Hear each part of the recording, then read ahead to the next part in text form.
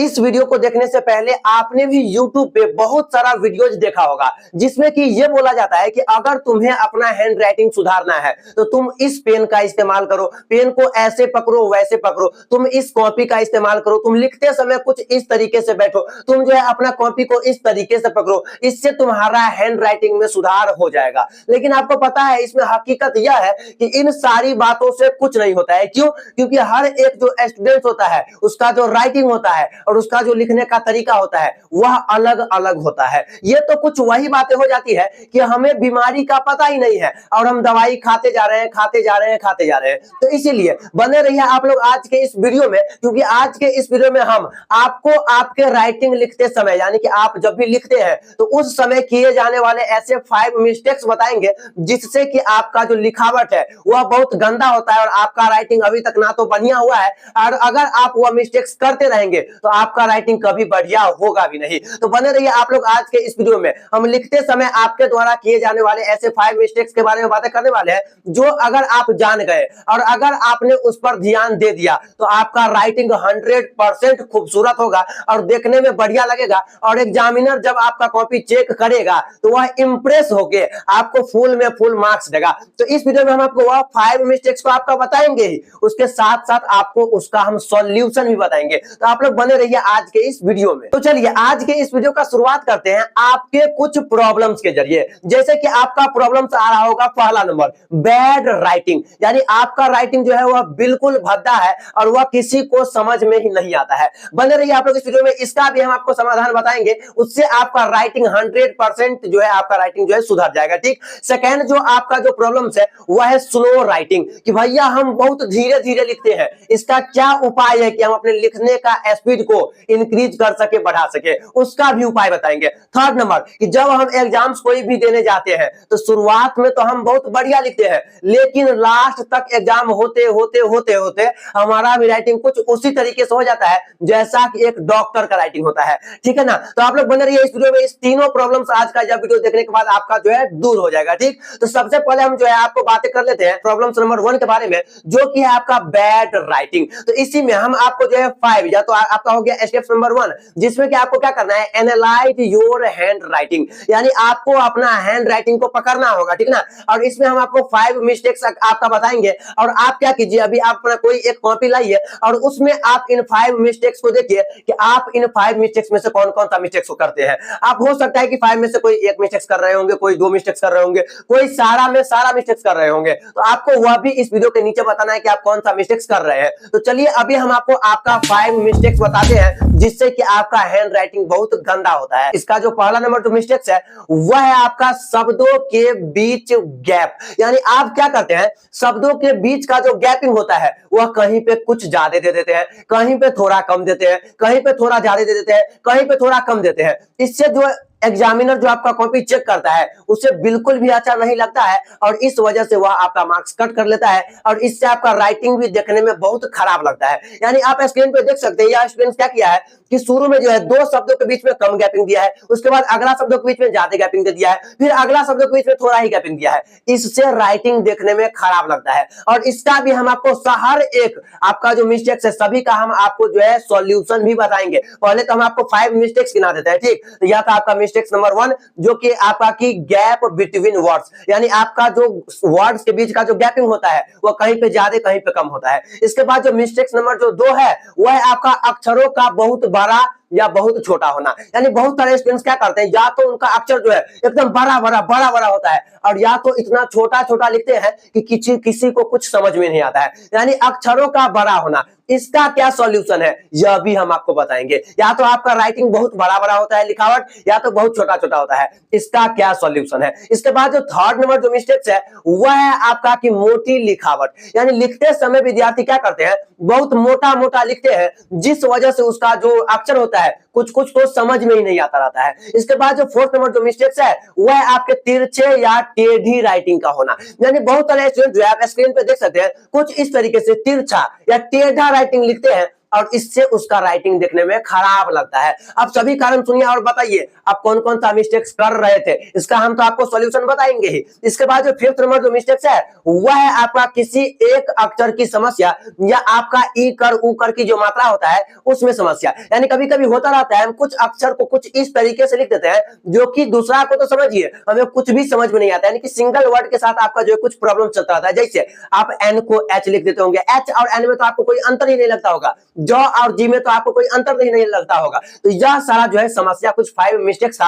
अब हम लोग बातें कर लेते हैं इन सभी पांचों मिस्टेक्स के सॉल्यूशन के बारे में, इसका सॉल्यूशन क्या है। तो चलिए अब हम लोग जो है सॉल्यूशन जानते हैं। तो चलिए इसमें पहला नंबर जो मिस्टेक्स था जो कि था कि शब्दों के बीच का स्थान का कहीं ज्यादा होना कहीं पे कम होना, इसका क्या सॉल्यूशन है। तो इसका जो सॉल्यूशन है वह यह है कि आपको कुछ दिनों तक धीरे धीरे लिखना है। अब आप भी बोलेंगे भैया धीरे धीरे लिखेंगे इससे तो बहुत टाइम लगेगा। तो हाँ आपको टाइम लगेगा हम जानते हैं, लेकिन कुछ ही दिनों तक आपको टाइम लगेगा। यानी कुछ दिन आपको क्या करना है, धीरे धीरे लिखना है और आपके शब्दों के बीच का जो गैपिंग है उस पे आपको ध्यान देना है। अगर आप अगले 7 दिनों तक ऐसा करते हैं तब आपको ध्यान देना ही नहीं पड़ेगा, गैपिंग खुद ब खुद हर जगह समान हो जाएगा और उससे आपका राइटिंग में जरूर सुधार होगा। यानी आपका जो प्रॉब्लम नंबर 1 था जो कि था कि आपका शब्दों के बीच का गैपिंग, उसको सॉल्यूशन के लिए आपको क्या करना है, कुछ दिनों तक धीरे धीरे लिखना है, गैपिंग पे ध्यान देके, उसके बाद खुद ब खुद आपका वर्ड ठीक हो जाएगा। इसके बाद हम बात कर लेते हैं प्रॉब्लम नंबर जो आपका मिस्टेक्स नंबर जो 2 था उसके सॉल्यूशन के बारे में। अगर आपके साथ यह जो सेकंड नंबर मिस्टेक्स यह आ रहा है कि आपका राइटिंग बहुत बड़ा बड़ा होता है या बहुत छोटा छोटा होता है, तो इसका मतलब यह है कि आपका जो कलम का जो पकड़ने का जो तरीका है वह अच्छा नहीं है। आपको क्या करना है, कलम को कुछ अलग तरीके से पकड़कर आपको लिखकर ट्राई करके देखना होगा कि आप किस तरीके से लिखते हैं तो आपका जो साइज जो है अक्षर का वह मीडियम होता है। यानी आपको कलम पकड़ने का जो स्टाइल है उसको आपको सुधारना होगा। इसके साथ साथ अगर आपका लिखावट बहुत खराब है तो आप क्या कीजिए, जब आपका एग्जाम होता है तो आप छोटा छोटा मत लिखिए, आप वहां पे थोड़ा बड़ा बड़ा लिखिए। क्यों? क्योंकि जब आप वहां पे बड़ा बड़ा लिखते हैं तो आपका जो राइटिंग होता है वह टीचर्स को समझ में आता है और उससे आपका मार्क्स नहीं करता है। यानी सेकंड नंबर आपका हम इसका जो सॉल्यूशन क्या बताए हैं कि आपको क्या करना है, आपका जो राइटिंग है उसको आपको या तो मीडियम साइज में लाना है, तो उसके लिए आपको क्या करना है, आपको अपना कलम पकड़ने का जो तरीका है उसको आपको सुधारना है। इसके बाद हम लोग बातें कर लेते हैं थर्ड नंबर मिस्टेक्स के सॉल्यूशन के बारे में, जो कि है आपका, अगर आप भी मिस्टेक्स यह करते हैं कि आपका राइटिंग बहुत मोटा मोटा होता है, तो आपका राइटिंग इसलिए मोटा मोटा होता है, आप ध्यान दीजिएगा, क्योंकि आप जो कलम को पकड़ते हैं वह बहुत जोर से पकड़ते हैं, बहुत टाइट पकड़ते हैं, यानी बहुत जो है जोर से लिखते हैं, इसी वजह से आपका राइटिंग मोटा होता है। यानी आपको क्या करना है, आपको कलम को आराम से पकड़ना है, यानी आराम आराम से लिखना है और लिखते समय आपको अपना जो है हाथ को हिलाना है। आप क्या करते हैं, आप लिखते समय कलाई को हिलाते हैं, जैसे हम कुछ लिख रहे हैं तो इसे कलाई को इसे करके हिलाएंगे, नहीं, कलाई को नहीं हिलाना है, आपको अपने हाथ को हिलाना है। बात समझ रहे हैं ना, लिखते समय आप अपना जो है हाथ हिलाइए, कलाई नहीं हिलाइए, ठीक। तो थर्ड नंबर प्रॉब्लम्स का तो मिस्टेक्स का तो आपका सॉल्यूशन ये हो गया। इसके बाद जो फोर्थ नंबर जो आपके साथ मिस्टेक्स आ रहा था वह था कि टेढ़ी या तिरछा लिखावट, यानी कि आपका राइटिंग बहुत टेढ़ा होता है या तिरछा होता है, तो उसका क्या उपाय है। तो उसका उपाय यह है कि आपको अपना जो बॉडी स्टाइल है वह आपको सुधारना होगा। यानी आप लिखते समय गौर कीजिए कि आप कैसे बैठते हैं, आपका लिखने का जो तरीका है वह कैसा है, आपको उसमें सुधार लाना होगा। यानी आपको अपना बॉडी का जो स्टाइल है उसको आपको सुधारना होगा। बहुत सारे लोग क्या करते हैं, जैसे मान के चलिए यह उनका नोटबुक है तो यह जो है ऐसे करके लिखते हैं, ऐसे करके। यानी आपको क्या करना है, आपको देखना है कि आप कॉपी को किस तरीके से पकड़ रहे हैं, आप एकदम ऐसे तो नहीं तिरछा घुमा दे रहे हैं। क्या होता है, बहुत सारे स्टूडेंट जो है कॉपी को तिरछा भी रखते हैं तो उनका राइटिंग एकदम सीधा सीधा आता है, लेकिन बहुत सारे स्टूडेंट्स में ऐसा वर्क नहीं करता है। तो आपको क्या करना है, कॉपी को हर एक तरीके से जो है आप रख के देखिए, कॉपी को एक बार सीधा रख के देखिए, एक बार टेढ़ा रख के देखिए, पेन को अलग अलग तरीके से पकड़ के देखिए, या आप जो है अपना जो बॉडी का जो स्टाइल है उसको सुधार करके देखिए कि आप कैसे बैठते हैं, तो आपका राइटिंग जो है वह बढ़िया होता है। तो फोर्थ नंबर का सॉल्यूशन आपका ये हो गया। इसके बाद जो फिफ्थ नंबर जो था कि आपका कोई एक अक्षर के साथ प्रॉब्लम चलता रहता है, उसका क्या सॉल्यूशन है। तो देखिए उसका सॉल्यूशन एक ही है कि आपको क्या करना होगा, आपको प्रैक्टिस करना होगा। आप जितना ज्यादा प्रैक्टिस करेंगे वह सॉल्यूशन आपका उतना ही जल्दी समाप्त हो जाएगा। यानी आप जितना ज्यादा प्रैक्टिस करेंगे आपका जो किसी एक वर्ड के साथ जो मिस्टेक्स आता है वह खुद ब खुद दूर हो जाएगा। और याद रखिएगा, आप लिखते समय जो ई की मात्रा है आपको कुछ इस तरीके से देना है। यानी आपका जो पहला नंबर जो लकीर है, दूसरा नंबर जो लकीर है,